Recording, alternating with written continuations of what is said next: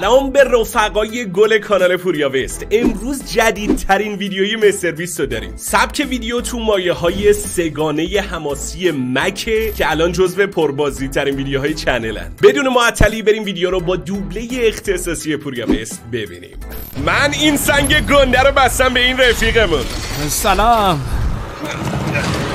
و با تموم شدن این زنجیر دوستمون به اعماق دریا کشیده میشه و این فقط یکی از 7 تله مرگباریه که براش برنامه ریزی کردیم، مثل تعادل تو ارتفاع چند 10 متری، دزدی از یه خرس گریزلی 500 کیلویی، رانندگی توی میدون واقعی مین و برنامه های دیگه. اگه بتونه از پس همه اینا بر بیاد من بهش یه جایزه $500,000 میدم. برا که رفتیم. اما اول از همه باید بتونه از پس این یکی تله بر بیاد. این چالش انقدر خطرناکه که ما مجبور شدیم قواسای حرفه‌ای بیاریم تا یه وقت اتفاقی نیفته. هر ثانیه که میگذره اون بیشتر تو عمق اقیانوس فرو میره. وای اومد بیرون، موفق شد. تبریک داداش. حالا یه قدم به $500,000 نزدیکتر شدی. آره. اما بر اومدن از پس تله بعدی به این راحتی نیست. به تله مرگت گاوام خوش اومدی. قفس رو باز کنی. چشمندتو بردار و پشتتو نگاه کن. بی خیال داداش. این خرس گریزلی 500 کیلویی حالا نگهبان پولای تو. انگار این داداشمون خیلی هم به کارش متعهده. پول جایزه تو به کیفای $50,000 تقسیم شده و هر چقدرش رو که بتونی همراهت بیاری در ادامه ویدیو سرش رقابت میکنی. چالش شروع شد. موفق باشی. خیلی خوب، بذار خودمو بزنم به اون. خیلی به خرس نزدیک شده. بین این همه کیسه رفتی سراغ اون؟ چطوری اینقدر خون سردی؟ این ظاهر آروممونم اینا در باطن خودمو خیس کردم. خرسه ازت چشم بر نمیداره. یا خدا. احتیاط کن داداش. میتونه بخورت تو.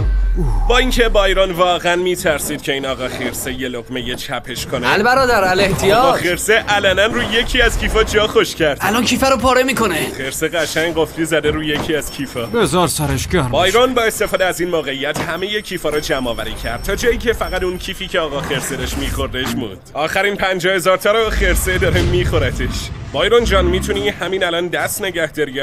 اگه خیلی میترسی مجبور نیستی اون 50,000 تا آخره بگیری. میتونی با همین مبلغ ادامه بدی، با همین پولایی که جمع کردی.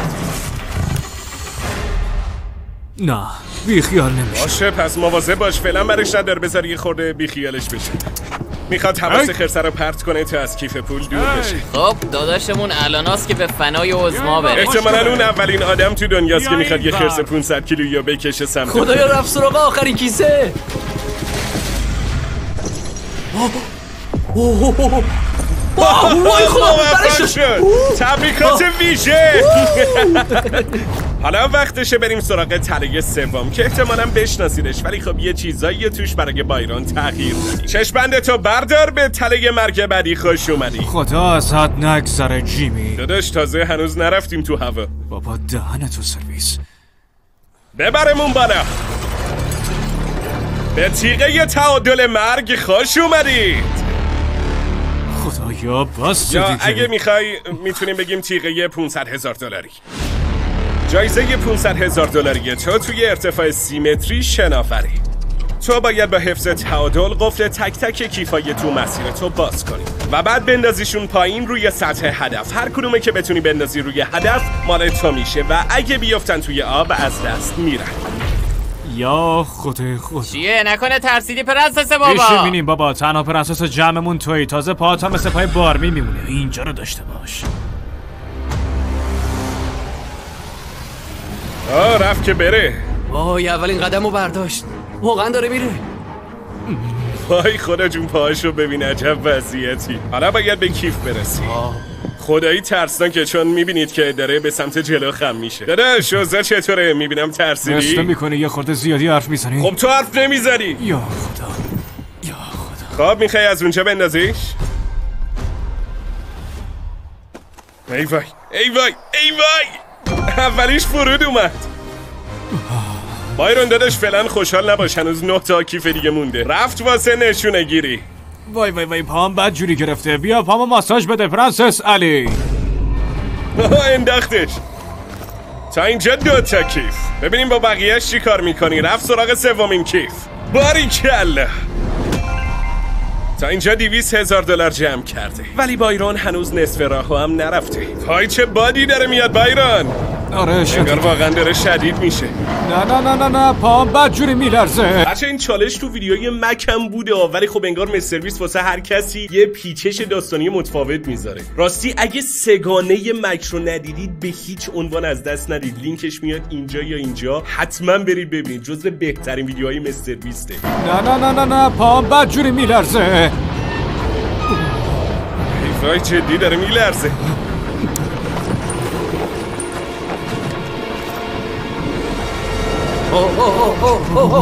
ای وای نزدیک بوده. داداش نیفتی رو دستمون. کیف بعدی هم پرت کرد. اوه خدا افتاد بیرون. 50 تاش پرید.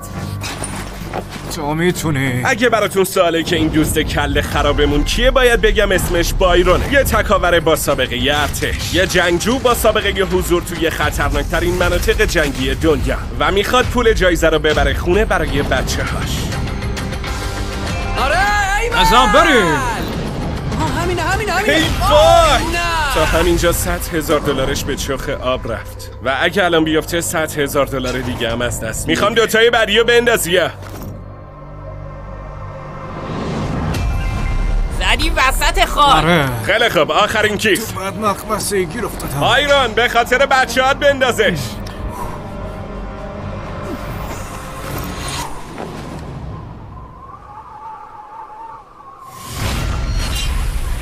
بایرون متاسفانه پول زیادی تو این چالش از دست دادی. تا اینجا $150,000 و تازه این فقط چالش سوم بود. جیمی بلی. بیا یه معامله‌ای بکنیم. اگه بهم 100,000 تا بدی از اینجا میپرم پایین. 50,000 تا خیرشو ببینیم. 75 تا. سگ تو ضرر، میخوام پریدنشو ببینم. داداش مگه مخ تاب برداشته 30 متر وسط آسمونی.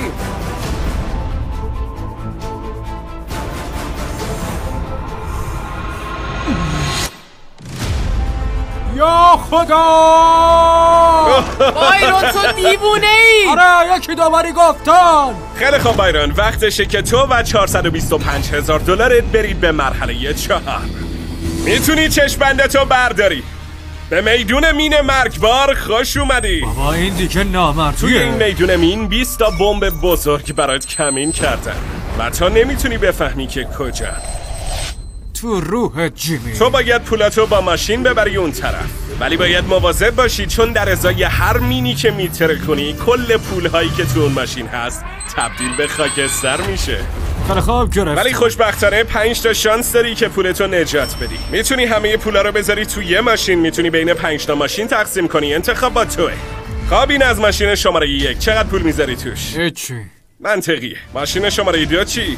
25 تا. 25,000 تا تو این یکی؟ نه میتونی همشو بذاری تو اون آخری و دعا کنی منفجر نشه. 25 تا تو این ماشین. ایول بریم تو کارش. بقیه پولم میذارمش تو همه رو ماشین. بذارم تو آخری؟ هیچ آدم عاقلی انتخاب نمیکنه که پولاشو بجز تو ماشین آخری بذاره. ولی خب تا اینجای ویدیو فهمیدیم که بایرون خیلی هم بچه نرمالی نیست. میدونی مزیت بزرگ این مرحله اینه که من تجربه زیادی به واسطه شغلم از بمبای کنار جاده‌ای دارم، ولی این دفعه قرار نیست خودم تو ماشینه بشینم. پس یعنی واقعا توی یه ماشین بودی که از روی مین رد شد؟ آره تروریستا بمبا رو خیلی برده بودن تو عمق زمین و وقتی که منفجر شد یه سوراخ خیلی بزرگ تو جاده. من نمیدونستم. پس جانباز شدی، فقط پشماز ریخاره؟ نه بابا اون قدم سوسول نیست. اینطور. خیلی خوب بریم سمت پناهگاه. زن بره. و حالا ریموت خدمت شما. ریموت الان به ماشین شماره 1 وصله. اگه بری رو مین ماشینم میره رو هوا. خب بچه‌ها بریم تو کارش. رفت تو کارش. البته تو این ماشین اولی هیچ پولی نیست. سنگ مفت گنجشکم ما. هر چقدر بتونی با این ماشین بخش بیشتری رو بررسی کنی ریسک ماشینای بعدیت کمتر میشه. میتونی از مسیر سمت راست یا سمت چپ بری، انتخابش با خودت. چپی. حاجی پرام ریخته، هر لحظه ممکنه ماشین بره رو هوا.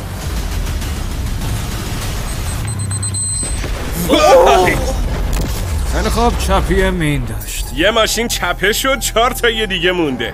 اما این بار پای $25,000 در میونه. نمیفهمم چرا $25,000 بی زبونو گذاشت تو این ماشین. خود مستربیس گفت میتونی همه رو بذاری تو ماشین آخریه و منطقی ترین حرکت هم همین بود. درکش نمیکنم. اما این بار پای $25,000 در میونه. برو که رفتی. وای یه مسافر قاچاقی داره. کارل واسه چی رفته اون؟ احتمالاً میخواد مطمئن بشه که ماشینت قشنگ میسوزه. من بودم حواسمو جمع میکردم. ای کارل خیر ندیده. توی اولین تلاشش مسیری رو انتخاب کرد که مین توش بود، پس اون یکی مسیر امنه.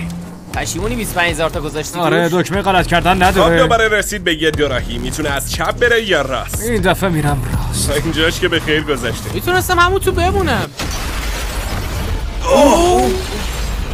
2 تا از ماشینا چپه شدن و $25,000 از دست دادی. حرف نزنی نمیکن لالی. با پولش میتونستی یه ماشین خوشگل مشکل بگیری. کارل این رفیقمون توانایی کشتن تو داره. رسما اعلام میکنم غلط کردم. خب بایرون تو تا الان نصف مسیر رو هم نرفتی. فقط 2 تا شانس دیگه واسه امتحان داری و بعدش باید ماشین $400,000 تو بفرستی تو دل این مینه و اگه ببازی کل پولات پر. ای توف تو. ماشین سومو بفرست بره. باشه بریم. آره داداش تو خودت بمبی. نولان به نفع توی بری بیرون وایس. حالا میتونی تمرکز کنی. خب راستشو بخوای من دیگه اصلا نمیبینم ماشینم کجاست. خیلی استرس داره، هر لحظه ممکنه یکی از مینا بترکه. وای نمیخوام نگاه کنم. خب وقت گرفتن یه تصمیم مهم دیگه سر دوراهیه. میری راست؟ آره. آخ ای قلبم خدا. خیلی استرس داره. البته هر چقدر با ماشینای خالید مینای بیشتری رو بهتره کنی، ماشین نهایی جاش امن‌تره. تا اینجا که به خیر گذشت. نظرت چیه؟ میرم چپ. چی شد چپ انتخاب کردی؟ چون مسیرهای سخت داره، هرچی سخت‌تر یک بهتر. کلام از ننه یارو. کارل مسخره بازی در نیار. شرمنده، میدونم موقعیت خیلی حساسه. آره بیشتر از نصفش تا رفت. اینجا که مینی نبود، ولی خب هنوز تا خط پایان فاصله زیاده. تو همین مسیر میمونم. داشمون به کتفش هم نیست. بابا این دیوونه است. خب مسیرت مشخص شد، ولی آیا همه مسیر رو یادت میاد؟ نه ولی یه گلی به سرم میاد. پس باران از آخرین ماشینش استفاده کرد تا مطمئن بشه که مسیر رو به خوبی به یاد داره. مسیر رو یادت باشه. چون تمام جایزه $400,000 توی این ماشین آخری. حالا که مسیر رو بلدی، من میگم بیا واسه این آخریه یه کار باحال کنیم. باز چه خوابی واسم دیدی؟ این دفعه ما هم پشت ماشینش میریم، بریم تو کارش. همگی به پیش. اینجوری اگه بره روی مین میتونیم با چشای خودمون ببینیم که پولاش میترکن. آره.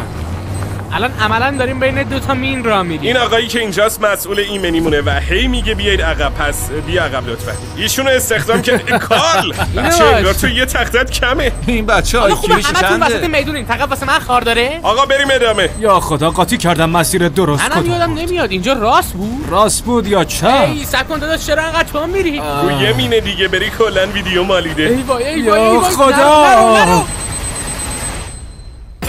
تبریکات ویژه، پولتو نجات دادی. جونم. خدمت شما. یواش دارم خفه میشم. ای وای درش بیا، حواسم بهت هست نمیری رو دستمون. ای وای ماشین رفت. نگرش دارید بابا، اگه میرفت رو مین هممون میترکیدیم. نه مرد داره بر میگرده. ترمز کی نداره. میگفت ترمز نداره، بعد رفت دقیقاً پشتش آره میخواستم وایساد. ترمز بگیر. یعنی خب پشت ماشین پناه بگیر. واسه چی پناه بگیری؟ چون میخوایم همه مینایی که نترکیدن رو الان بترک وای کنیم. وای وای واسه تله الان بعدی. از همونجا رد شدیم. متاسفانه کشتن بایرون از چیزی که فکر میکردم سخت‌تره، ولی خب تو این تله بعدی براش یه چیز ویژه در نظر داریم. بایرون لطفاً چشم‌بندتو بردار. تو تله بعدی قراره تو رو زنده به گورت کنیم. ای سگ تو شما روحه. تو بچه این چالش زنده به گوری هم یه جورایی تبدیل به امضای مستر بیست شده. یه کار خاص و خیلی عجیب بود که تنها کسی که این کارو کرد به عنوان یه چالش خودش بود و دیگه یه جورایی به اسم خودش ثبت شده این قضیه و هی ازش استفاده هم میکنه تو ویدیوهای مختلف. ای سگ تو روحه. شما تو این تابوت دراز میکشی و منم کلی خاک میریزم رو تو، بعد شرایط چالش رو برات توضیح میدم. بهم اعتماد داری؟ راستش نه. هر وقت حاضر بودی برو تو. یه تبرم برات گذاشتیم و دیگه به این نردبونم نیاز نداری. ماه را مومش کنید. رحم الله. ببین ما رو به چه روزی انداختی یا خدا رو خوش نمیاد آخه بگو جوون. که اجازه داریم زنده به گورت کنیم. اجازه داری زنده دفنم کنی. دست به جنبونیم پسره. وای خدا. بیا مرزتت بایرون شرمندم. آره جون عمت. تا داری دفع میشی میتونی زیر بالشتو چک کنی. اونجا برای یه مستر بیست شکل گذاشتیم و یه اسنک گوشت مشتی که حالشو ببری. آره پیداشون تو کرد. بدن پر عضله‌ای داشتی آره؟ آره میشه. و عضله های گنده پروتئین میخوان مگه نه؟ درسته. واسه همین اسنک هایی که بهت دادیم پر از پروتئینه. یه جورایی همش گوشته دیگه. خداییش این بدترین موقعیتیه که تو کل عمرم داشتم، ولی خب حداقل عضله‌ام با این استکا قوی تر میشه. وای خدا. فاتحه هم از سلامات. جناب علی رسما زنده به گور شدی. چه حسی داری؟ تعریفی نه. همونطور که میبینی اینجا یه کوره بزرگ آتیش داریم و یه نوار نقاله که مستقیم میره تو دل آتیش. اهرامو بکش. راه افتاد. البته اینا فعلا پولای تو نیست، همینطوری تستیه، ولی تا چند لحظه دیگه پولای واقعی تو یکی یکی میندازیم تو این کوره آتیش. اگه پشت سر تو ببینی یه تبر اونجا گذاشتیم. تو باید با استفاده از اون تبر تابوتو بشکنی، یه جوری از زیر اون همه خاک بیای بیرون و بری اهرامو برگردونی. اینجوری نوار نقاله میسته و در نتیجه پولا دیگه نمیسوزن. خیلی خوب کارل، خاموشش کن. حالا پولای واقعی بایرونو بذار رو نوار. پای مرگ میجنگم. دیگه دست خودتو میبوسه. شمارش معکوسم با خودت. 3 2 1 بکش اهرامو. حالا پولا دارن رسما میرن تو دل آتیش. موفق باشی. دلت نمیسوزه داری پولاشو میسوزونی؟ معلومه که میسوزه. پس این لبخند شیطانی چیه رو صورتت؟ اولین مرحله اینه که در تابوتشو بشکنه. ای با اینجا چه گرم، خودم دارم جزداله میشم. تا اون در خودش از تابوت نجات میده منم میخوام یه محصول جدید بهتون معرفی کنم. بهش میگن دووس، چون 2 تا طعم مختلف داره در واقع. بچه نظرتون چیه؟ من واقعا هر دو طعمشو دوست داشتم، ولی اگه دنبال تنوعی میتونین انواع حالا با اینکه این محصول تو ایران نیست، ولی خب با استفاده از این کد میتونید برید تو صفحه‌شو. پولاش حسابی تو هوا پخش شده.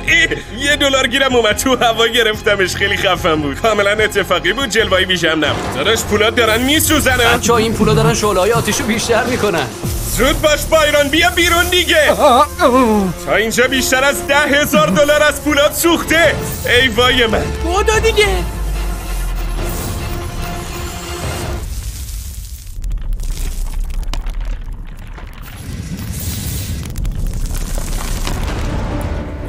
داره میاد بیرون. چیزی نبوده. ای خودتون دستتو نبرید. نجام رفیق.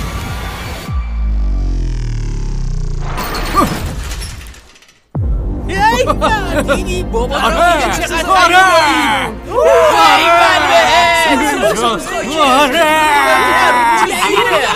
براش قبل از این که بریم مرحله بعد بیا یه دونه از اینا بزن روشن شی.